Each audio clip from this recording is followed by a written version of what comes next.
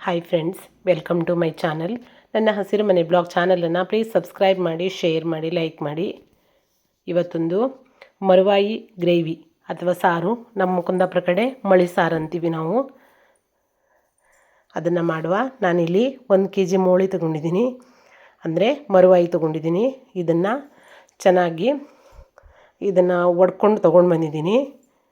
ಇದಕ್ಕೆ 1 ಚಮಚ ಉಪ್ಪು, 1/2 ಚಮಚ ಅರಿಶಿನ ಪುಡಿ ಹಾಕಿ ಮಿಕ್ಸ್ ಮಾಡಿ ಚೆನ್ನಾಗಿ ಮಿಕ್ಸ್ ಆಗೋ ತನಕ ಒಂದು ಅರ್ಧ ಗಂಟೆ ಎತ್ತಿಡಬೇಕು.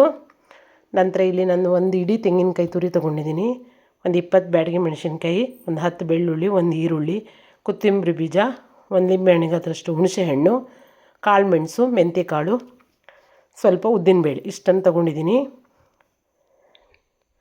ಇದನ್ನು ಮೊದಲಿಗೆ ಕೊಬ್ಬರಿ ತುರಿ ಒಂದು ಬಿಟ್ಟು ಮಸಾಲೆ ಎಲ್ಲ ರುಬ್ಕೊಂಡು ಬಿಡುವ. ನೋಡಿ, ಮಸಾಲೆನ ರುಬ್ಬೋದಕ್ಕೆ ಹಾಕಿದ್ದೀನಿ. ಇಷ್ಟು ರುಬ್ಬಿ ಆದಮೇಲೆ ಪೂರ್ತಿ ನೈಸ್ ಆಗಬೇಕು, ಒಣಮೆಣಸಿನ್ಕಾಯಿ, ಹುಳಿ ಎಲ್ಲನೂ. ನಂತರ ನಾವು ಕೊಬ್ಬರಿ ಹಾಕ್ಕೊಂಡು ಬಿಡುವ. ಕೊಬ್ಬರಿ ಹಾಕಿದ ಮೇಲೆ ಜಾಸ್ತಿ ನೈಸ್ ಆಗಬಾರ್ದು ಮಸಾಲೆ. ಈಗ ಸಾಂಬಾರಿಗೆ ರೆಡಿ ಮಾಡುವ. 1 ಈರುಳ್ಳಿ, 1 ಟೊಮೆಟೊ, 1 ಹಸಿಮೆಣಸಿನ್ಕಾಯಿ, 1 10 ಎಸಳು ಬೆಳ್ಳುಳ್ಳಿ ಜಜ್ಜಿಕೊಂಡು ತೊಗೊಂಡಿದ್ದೀನಿ. ಒಲೆ ಮೇಲೆ ಒಂದು ಪಾತ್ರೆ ಇಟ್ಕೊಂಡು ಸ್ವಲ್ಪ ಕೊಬ್ಬರಿ ಎಣ್ಣೆ ಹಾಕ್ಕೊಂಡಿದ್ದೀನಿ. ಈಗ ನಾವು ಕಟ್ ಮಾಡಿ ಇಟ್ಕೊಂಡಿದ್ದೀರ ಟೊಮೆಟೊ, ಈರುಳ್ಳಿ, ಹಸಿಮೆಣಸಿನ್ಕಾಯಿ, ಬೆಳ್ಳುಳ್ಳಿ ಇವಿಷ್ಟನ್ನು ಹಾಕಿ ಫ್ರೈ ಮಾಡಿಕೊಳ್ಳುವ.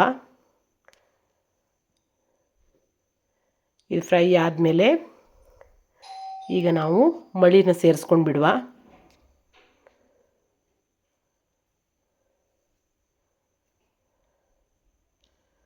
ಮಳಿ ಸೇರಿಸಿದ ಮೇಲೆ ಒಂದು ಕುದಿ ಬರಬೇಕದು.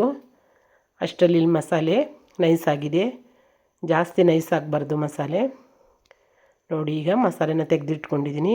ಇಲ್ಲಿ ಮಳಿನೂ ಕೂಡ ಕುದಿ ಬಂದಿದೆ. ನೋಡಿ, ಇಷ್ಟು ಚೆನ್ನಾಗಿ ಕುದಿ ಬಂದರೆ ಸಾಕು. ಈಗ ನಾನು ಮಸಾಲೆ ಹಾಕ್ಕೊತಾ ಇದ್ದೀನಿ. ಮಸಾಲೆ ಗಟ್ಟಿಯಾಗಿ ಇರಬೇಕು, ತೆಳು ಮಾಡೋ ಹಾಗಿಲ್ಲ. ನೋಡಿ, ಚೆನ್ನಾಗಿ ಕುದಿ ಬಂದಮೇಲೆ ಒಂದು ಸ್ವಲ್ಪ ಕೊತ್ತಂಬರಿ ಸೊಪ್ಪು ಹಾಕ್ಕೊಂಡು ಬಿಡುವ. ನೋಡಿ, ಸಾರು ಕುದ್ಮೇಲೆ ನಾನು ಒಂದು ಅರ್ಧ ಗಂಟೆ ಹಾಗೆ ಇಟ್ಟಿದ್ದೀನಿ. ನೋಡಿ, ಈಗ ತೆಗಿತಾ ಇದ್ದೀನಿ.